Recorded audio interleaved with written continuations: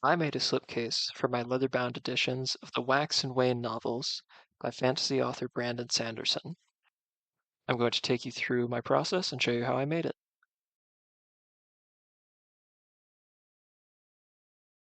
I wanted my slipcases to match the ones used on the Dragonsteel editions of the Stormlight Archive.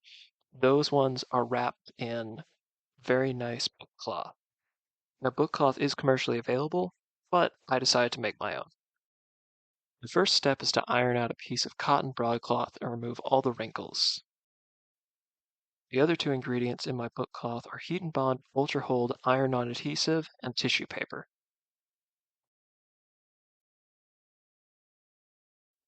Peeling off one side of the Heat and Bond backing, I lay it onto the fabric and then use my iron on the medium setting to get a good adhesion.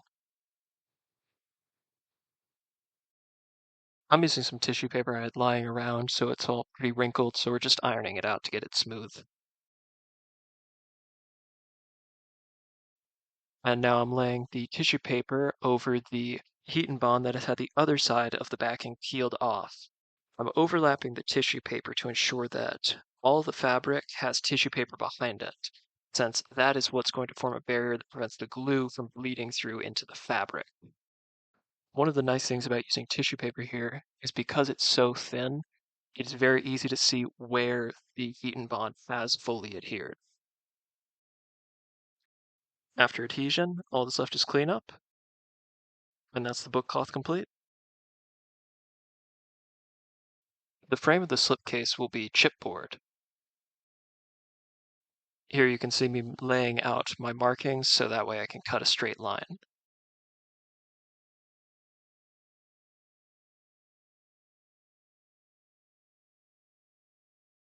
The next step is measuring the width of all of the books when they are arranged and pressed tightly together like they would be on a shelf.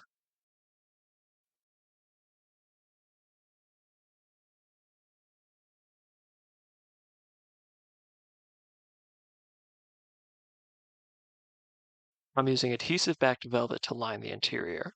I'm checking the direction of the grain on this roll. I want to make sure that my books will be sliding in and out of the slipcase across the grain.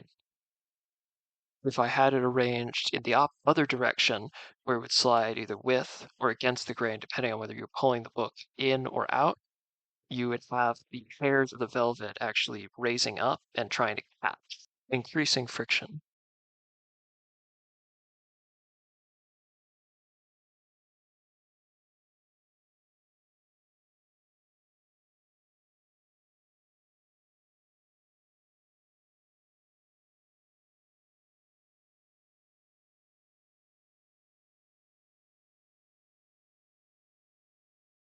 Now I'm doing a test fit to make sure the books will slide in and out easily and that the sides of the slipcase are not under significant pressure trying to bow outwards. That would signify that the slipcase is too tight. Here I'm trimming the height of the slipcase down by about an eighth of an inch. When gluing the slipcase together, I want a good bond between chipboard and chipboard. So I'm peeling away thin strips of velvet where those joints are going to be located. Now that I'm satisfied with the fit, it's time to glue.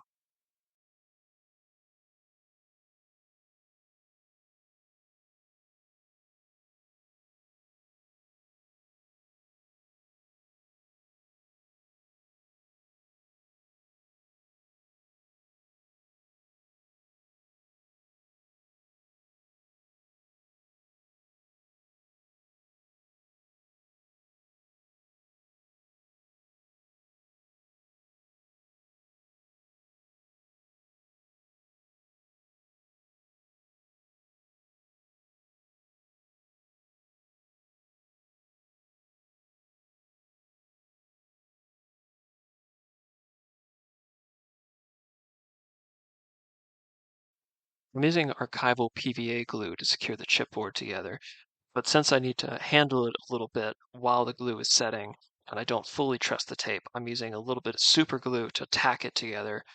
It makes it a lot more stable and will help hold it in place more firmly while the glue dries. After applying a layer of masking tape to what will be the very back edge of the velvet, a place which would be very difficult to clean after everything is assembled. I'm putting a bead of glue around the entire edge, placing the back cover on, and then weighing it down with one of the heaviest books in my library.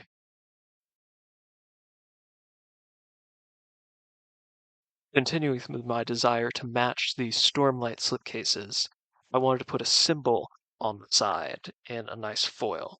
After being cut out with my Cricut and then weeded to remove anything that is not part of the transferred design, they're ready to be applied directly to the book cloth. Using my long yardstick and framing square, I measure out the length and width required for each panel. There will be 2 side panels and then 1 long strip that will run across the top, back, and bottom.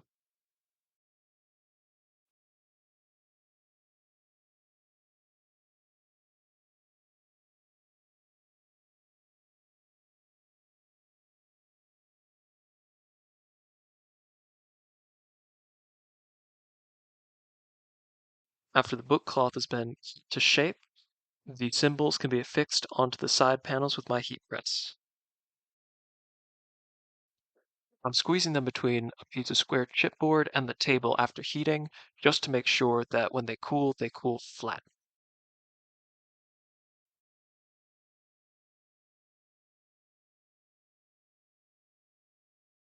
And sometimes another heat is needed. I chose to combine the metal symbols associated with each power: allomantic steel and ferrochemical iron for wax, ferrochemical gold and allomantic bend alloy for wane. Now the glue is dry and the book cloth panels have been cut, it's time to wrap the slipcase. After the tape is removed, I use some sandpaper to clean up any edges that have come slightly out of alignment during the glue up process, just taking them down to a nice flat, even surface for the book cloth to adhere to. Then I take my paintbrush and apply some more PVA glue.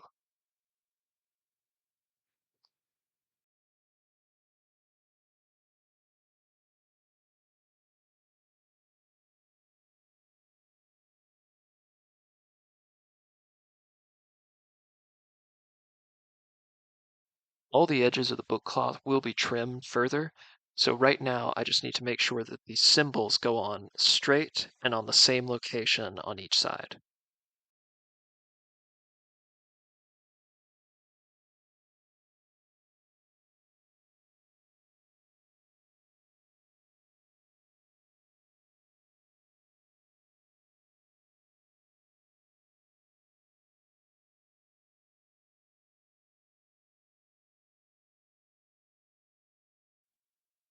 After the side panels have been glued on, I wrap the overhanging edges so that way all the corners are not just reinforced by the glue bond between the chipboard, but also by the actual structural integrity of the fabric.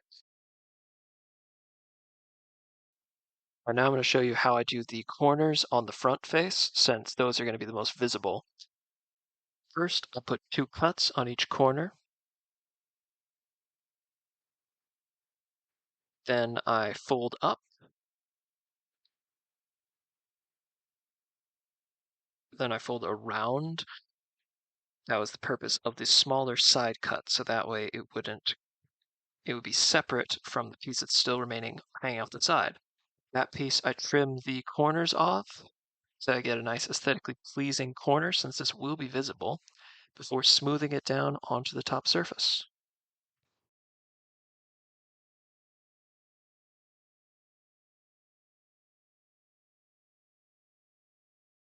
The little folded pieces on every corner of the slipcase window are protruding a little bit, so I'm using my knife to just trim them down, so that way when I fold the book cloth over them into the slipcase, it's a nice smooth transition. I'm using my bone folder to make sure that it is securely stuck on.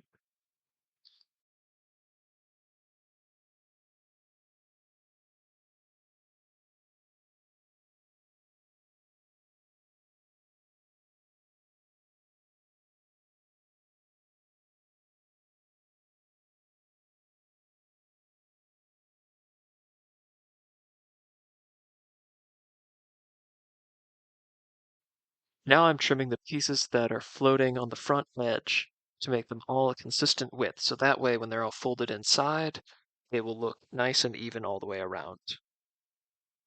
This didn't work entirely how I wanted. I think I let my hand slip a little bit. It wasn't the best posture for applying consistent pressure while keeping my hands clear of the blade. Apologies for the image quality here. You're just going to see a blurry version of me applying glue and then folding the final pieces in.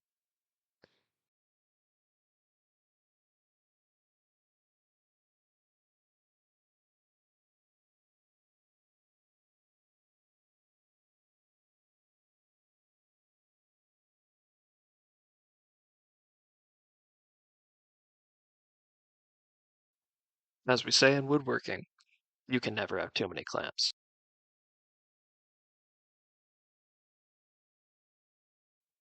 And there we have it.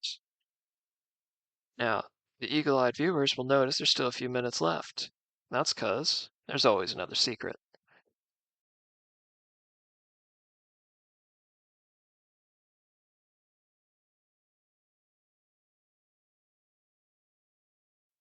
I would like to thank Connor Chamberlain for allowing me to use his artwork as the back panel of my slipcase. I really love this piece, and it captures one of my absolute favorite moments in the Wax and Wayne series. Keep watching if you'd like to see how I added it to the back panel. After printing out the artwork, I used the PVA glue to secure it onto the chipboard that would become the back panel. Then I used my bone folder and an agate burnisher to get rid of any air bubbles underneath and buff the piece to a nice semi-gloss shine.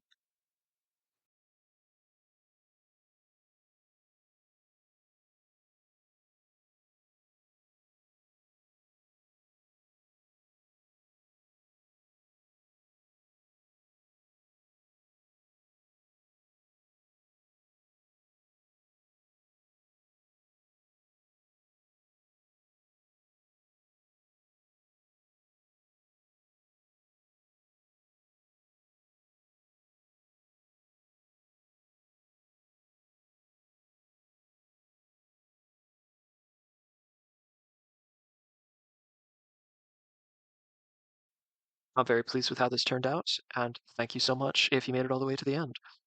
If you can please like and subscribe, that really would help me out with trying to get started with showing you more of my crafts. Until next time.